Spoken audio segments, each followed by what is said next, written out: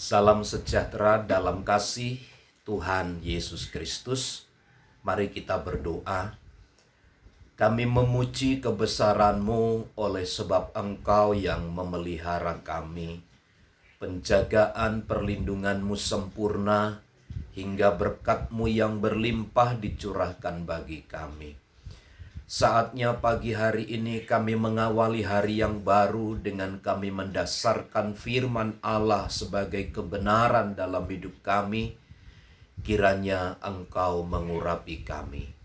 Di dalam nama Tuhan Yesus. Amin. Mazmur 94 ayat 1 sampai ayat yang ke-4. Allah pembela keadilan. Ya Allah pembalas, ya Tuhan, ya Allah pembalas, tampillah. Bangunlah, ya hakim bumi, balaslah kepada orang-orang congkak apa yang mereka lakukan.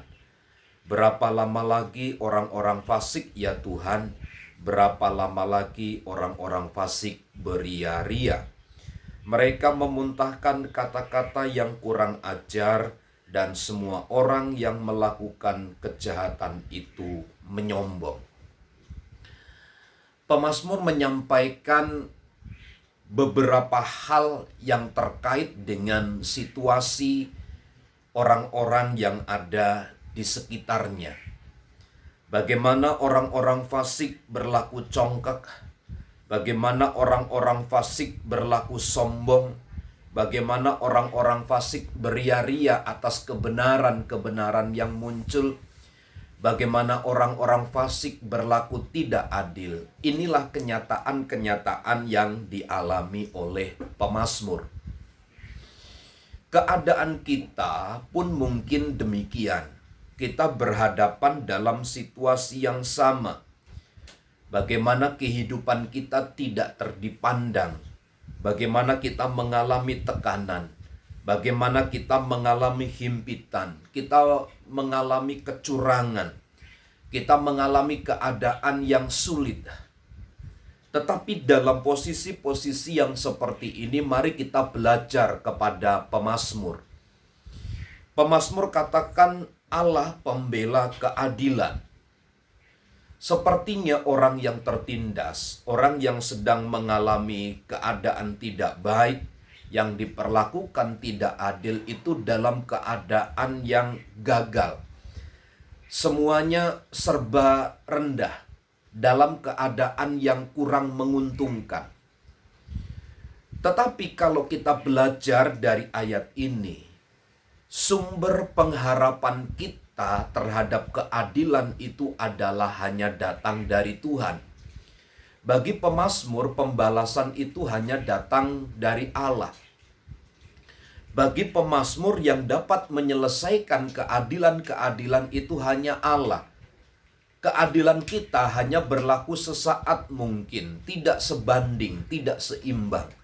Tetapi kalau Allah yang tampil sebagai Allah yang berkeadilan, maka akan menjadi tuntas. Allah akan menempatkan orang-orang benar itu seperti fajar di pagi hari. Dia akan bercahaya, dia akan bersinar terang.